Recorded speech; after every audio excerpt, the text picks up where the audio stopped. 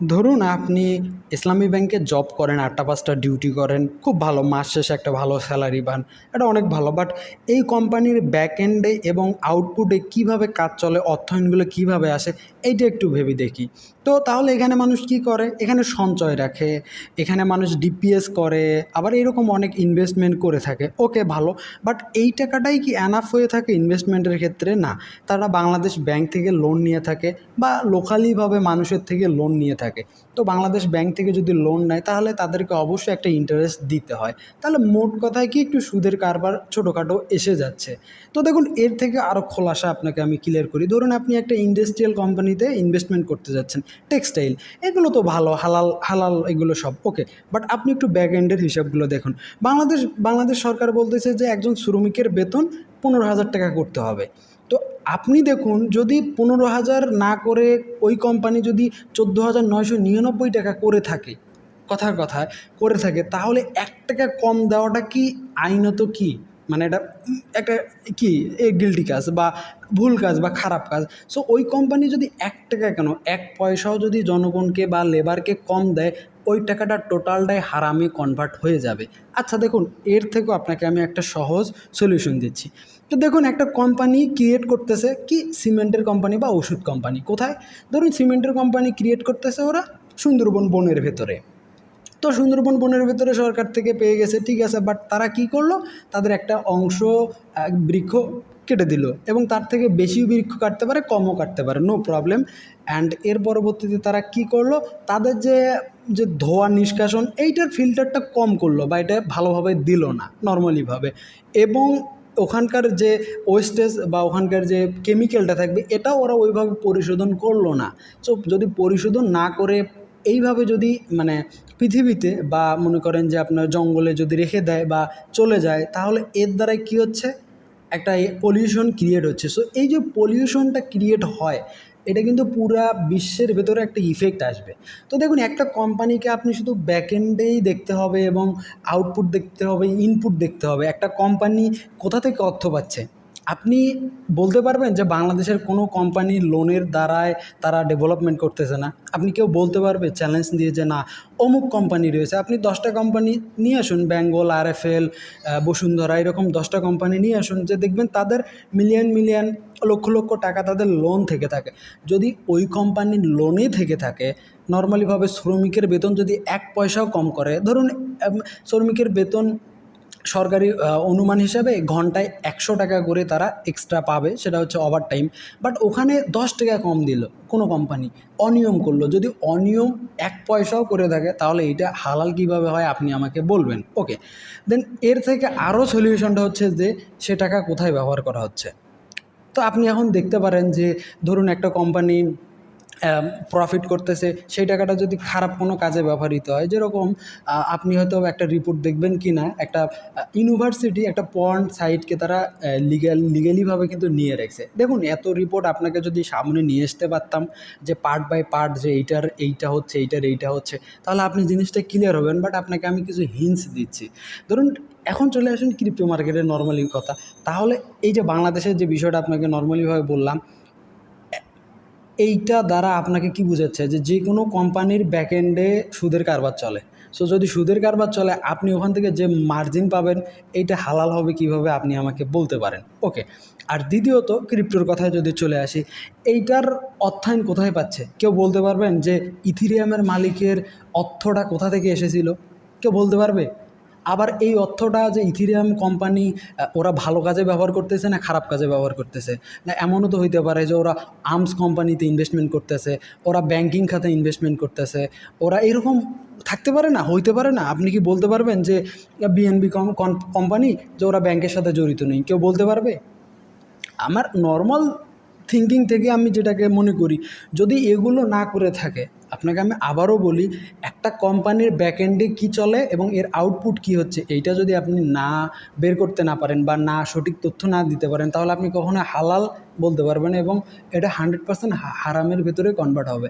আবার আরেকটা জিনিস দেখুন, ধরুন আপনি সব কাজে করতেছেন বাইন্যান্সে, সো এখন বাইন্যান্সে আপনি একটা ফি দিচ্ছেন, কাজ করতেছেন, ফি দিচ্ছেন, কিন্তু অ্যাকচুয়ালিভাবে বাইন্যান্সের ব্যাকএন্ডে কী কাজ চলতেছে, এমনও তো হতে পারে যে আপনার ফি টাকা দিয়ে ওরা এমন কোনো খারাপ কাজ করতেছে যেটা ঠিক না। এমন হইতে পারে না? দেখুন না, হইতে তো পারে। আপনি সহজ মনে একটা কাজ করে যাচ্ছেন, বাট এর ব্যাকএন্ডে কী হচ্ছে এটা যদি আপনি না জানেন, না যদি দেখেন, তাহলে আপনি কখনোই বলবেন না যে এটা খারাপ হচ্ছে, খারাপ হচ্ছে।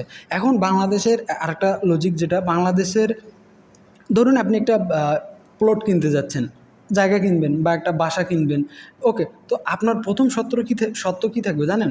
সেই সত্যটা হচ্ছে যে আপনাকে অবশ্যই একটা ইন্স্যুরেন্স থাকতে হবে, একটা লোন থাকতে হবে। এর বিনিময়ে এইটা না থাকলে আপনি কখনো একটা ফ্ল্যাট কিনতে পারবেন না। আপনি এই কথা মানেন কি না মানেন, আমি এরকম ডেভেলপার কোম্পানিতে 2 বছরের মতো কাজ করছি। এবং আরও একটা কথা আপনাকে আমি বলি, দেখুন বাংলাদেশ সরকারের আইন অনুযায়ী একজন শ্রমিককে 1 থেকে 3 দিবসের ভেতর, মাসের কর্মদিবসের ভেতর তাকে তার অর্থ দিতে হবে, ওকে। তো একটা কোম্পানি যদি 1 থেকে 3 তারিখের ভেতর যদি না দেয়, তারা যদি 5 তারিখ, 6 তারিখ, 7 তারিখে দেয়, তাহলে কি এই অর্থটা একটা, মানে কি বলবো এটাকে, এটা তো ভুল কাজ হচ্ছে বা সঠিক কাজ হচ্ছে না। যদি বেঠিক হয়ে থাকে, তাহলে ওখান থেকে আপনি যে রেভিনিউ নিতে চাচ্ছেন সেটা কতটুক যুক্তিসম্মত আপনার ইসলামে। আবার আরও একটা জিনিস, আমি ওই ডেভেলপার কোম্পানিতে লাস্ট একটা লেন্থলি আমরা পেমেন্ট পাইছিলাম, সেটা হচ্ছে আমার জানার মধ্যে 27 কি 26 তারিখে, এবং ওই কোম্পানিটা প্রতিনিয়ত 20 তারিখের পরে মানুষকে পেমেন্ট দেয়, ম্যাক্সিমাম সময় 15 তারিখ, 18 তারিখ, 20 তারিখ হয়। তো যদি কোনো কোম্পানিতে যদি কোনো অনিয়ম থেকে থাকে, আপনাকে আমি আবারও বলি, যদি অনিয়ম থেকে থাকে, তো কোন মুফতি, কোন মুফাসসির বা যে কোনো ব্যক্তি এটাকে যদি হালাল বলে, আপনি হালাল মেনে নেবেন? প্রথম কথা, হালাল মেনে নেবে। আর দ্বিতীয় কথা, পাকিস্তানের এক মুফতি, ওনার নাম হচ্ছে আজমল, তো উনি একটা লজিক্যালিভাবে একটা পয়েন্ট দিছে এই বিটকয়েনকে নিয়ে, যে দেখুন, যে কোনো ব্যবসা যদি আপনার দেশে লিগালাইজড না হয়, মানে আপনি ব্যবসা করবেন, বাংলাদেশ সরকারকে যদি ট্যাক্স না দেন, ওই ব্যবসাটা টোটালি হারাম হয়ে যাবে। উনি এইভাবে এই কথাটা বলছে। ওই কথাটা আমার কাছে সবথেকে বেশি যুক্তিসম্মত মনে হয়েছে, এইটা বিষয়। তো এ দ্বারা আপনাকে আমি কি বলতে চাচ্ছি, বিডিসিকে কাজ করা ঠিক না ভুল? আমি বলব বিডিসির হিসাবটা ডিফারেন্ট এবং ক্রিপ্টো মার্কেটের হিসাবটা ডিফারেন্ট। কারণ বিডিসির না কোনো এরকম, মানে যারা যখন ক্রিয়েট করছে, না এরকম ব্যাংকিং খাত থেকে নিয়ে করছে, এটার ডাটা আমার কাছে নেই, না তারা খারাপ কাজ করতে পারতেছে, না এটার কোনো একটা টোটালিভাবে কোনো কী বলা চলে অফিস আছে বা কোনো কিছু আছে না, এটা সম্পূর্ণ মুক্ত একটা হস্ত। সো আমি ক্রিপ্টো কারেন্সির যেটা বলতেছি, এইটা টোটালিভাবে অনেকটাই হারাম হবে, আমি মনে করি অনেকটাই হারাম হবে। বিটিসিকে আমি ওইভাবে মনে করতে পারতেছি না, কারণ ওদের ব্যাকএন্ডে আমি কোনো কিছু পাচ্ছি না। আর কেউ যদি এর অর্থায়ন ভালো কাজে ব্যবহার হচ্ছে না, খারাপ কাজে ব্যবহার হচ্ছে, যদি এটার আপনি নির্ভর তথ্য বের করতে পারেন এবং বের করে দেখতে পারেন, তাহলে আপনি করতে পারেন এটা হালাল হিসাবে। বাট 99% কোম্পানি ক্রিয়েট হয় ভাই সুদের টাকা দিয়ে, মানে ব্যাংকিং খাত থেকে লোন নিয়ে। কেউ কারো, হ্যাঁ এটা ঠিক আছে যে এমনও কয়েন আছে যেগুলোর ফান্ডিংটা টোটালিভাবে এইভাবে করা যায়, যেরকম একটা ইসলামিক কয়েন আনা হয়েছিল, এটা মেবি কাতার ভিত্তিক কি আরব ভিত্তিক একটা কয়েন আছে, ইসলামিক কয়েন, বাট ওইটাকে তারা ওইভাবে রিপ্রেজেন্টেড করছে যে আমরা কোথায় থেকে ফান্ডিং আছি, কোথায় থেকে দিচ্ছি এবং এই টাকাটা কীভাবে কাজে হবে। এইটা হচ্ছে পিওরলি একটা বিষয়, সলিউশন, লজিক্যাল বিষয় আমার কাছে।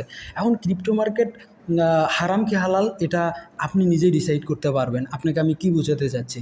আর দ্বিতীয় কথা, আপনি যেখানে অর্থ লেনদেন করতেছেন সেই ফান্ডিংগুলো দেখুন, আমরা বাইন্যান্সে কাজ করতেছি, বাইন্যান্সের যে প্রফিট হচ্ছে প্রতিনিয়ত, তারা কি কাজে ব্যবহার করতেছে, এইটা যদি আপনি সঠিকভাবে না বের করতে পারবেন, তাহলে এখানেও কাজ করাটা কতটা আপনাকে হালাল বলা চলে, একটা বিষয়। আবার অনেক ক্ষেত্রে হইতে পারে যে আপনি কোথাও থেকে পেমেন্ট পাচ্ছেন, এইটা নিচ্ছেন, আপনাকে সেল করতেছেন, এটার হিসাব আলাদা, ওটার হিসাব আলাদা। বাট আপনি যখন একটা ব্যবসা করতে যাবেন, তাহলে আপনাকে অবশ্যই সব দিকেই আপনাকে রিসার্চ করতে হবে যে না এইটা আমাদের জনগণের ক্ষতি করতেছে, না এটা সরকারের আইন মেনে চলতেছে, না তারা সঠিক সময় মানুষকে বেতন দিচ্ছে, না এইটার অর্থায়নটা হারামভাবে আসতেছে। এগুলো যদি হয়ে থাকে, তাহলে কোন মুফতি আপনাকে বলে দিল যে ভাই এটা হালাল, কোন মুফতি বলে দিল এটা হারাম, আমি এটাকে তাদেরকে আমি ধরবো না, মানে তাদের কথা আমি মানবো না এই বিষয়ে। কারণ যেখানে অনিয়ম থাকবে সেই টাকা কখনো হালাল হইতে পারে না। তো আপনি আপনার ওপিনিয়ন আমাকে বলতে পারেন, আপনি কী ভাবেন, কী ধারণা করেন এই মার্কেটে, এই বিষয়গুলো আপনি অবশ্যই বলতে পারেন। আমি এটা এই কারণে বলতেছি যে আপনার দৃষ্টিকোণ থেকে কখনোই মানে একটা বিষয় কি আমরা আগেই ভেবে নিচ্ছি যে ভাই এইটাই হবে, এইটা অমুক বলছে এইটাই হবে। বাট আপনি একটু ভাবেন না, আপনি একটু রিয়ালাইজ করেন।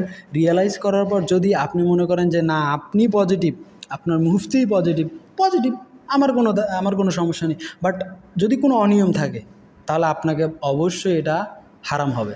এটা আপনাকে আমি চ্যালেঞ্জ দিতে পারবো, যে কোনো ব্যক্তি চ্যালেঞ্জ দিতে পারবে যে না যদি কোনো অনিয়ম থাকে কোনোখানে তাহলে ভাই এটা টোটালি হারাম।